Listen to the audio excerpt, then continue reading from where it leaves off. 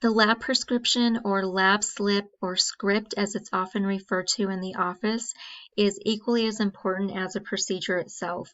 And this is something that as a dental assistant, you're going to be sort of responsible for doing. So being proficient and filling it out is going to be very, very important. One thing to know is that when it comes to filling out and documenting all of the information on the lab script, it's important because this is how the lab determines what they're going to be making. So if you don't fill it out correctly, then the end product that the lab creates obviously is not going to be what the dentist had wanted. So always make sure that your dentist is reviewing this, and it's something that they do have to sign. So making sure that they're looking it over, or if you're unsure of how to fill it out or not quite sure about a certain category, then you need to make sure that you're asking questions.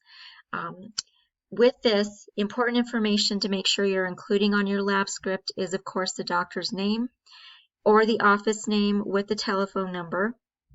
You need to make sure you're putting down the patient name so that when you get the script back or when you get the lab case back, you know what patient it's going to be for.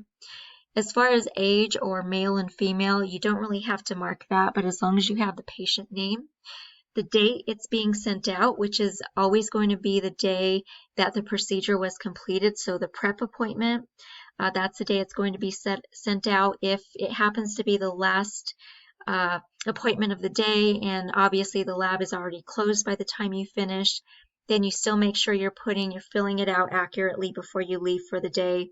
You put that today's date even though you're not actually sending it out until the next day, just to ensure that everything is already filled out and ready to go.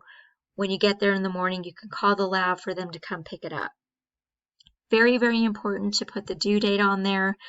That again allows the lab to know how much time they have before the patient is scheduled to come back.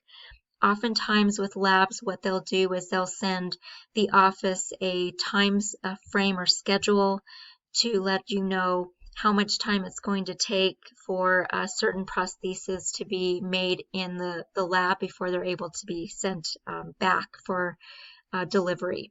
So always refer back to that time schedule to ensure that you are giving the lab enough time to create and fabricate the prosthesis.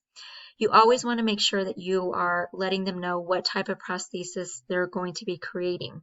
Is it a crown? Is it a bridge? If so, is it a veneer?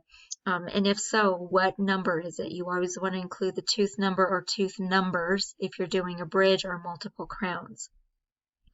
Always want to put down the material type. So are you doing a PFM? Are you doing a full cast crown, which is a gold crown?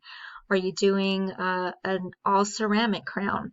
And there's different materials too that certain labs will use to create and fabricate certain fixed appliances or fixed crowns or bridges.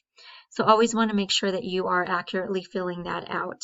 Another thing that you'll find out is if it's a lab that does both removable and fixed, oftentimes they'll have separate lab scripts. So you'll have a separate lab script for your partials and dentures and a separate one for your fixed to include crown, bridge, inlays, onlays, etc.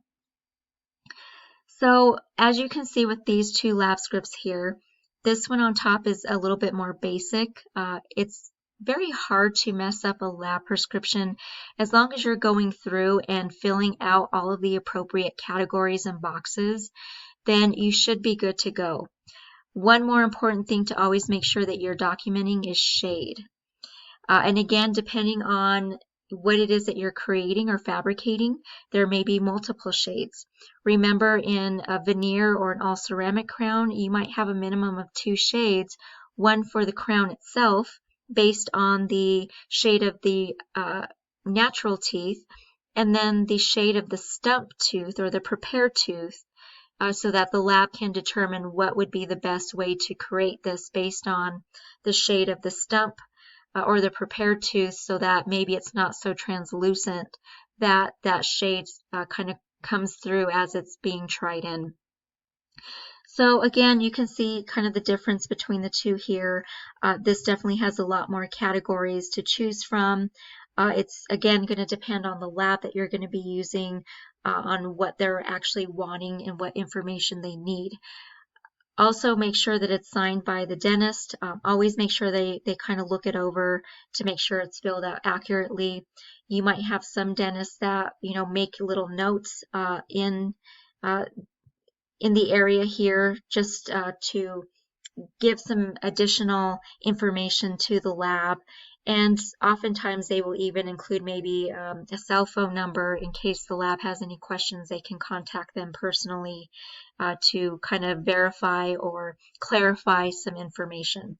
So again, make sure you know what all needs to be filled out on a lab prescription and why it's very important for you to make sure that you are doing it very accurately.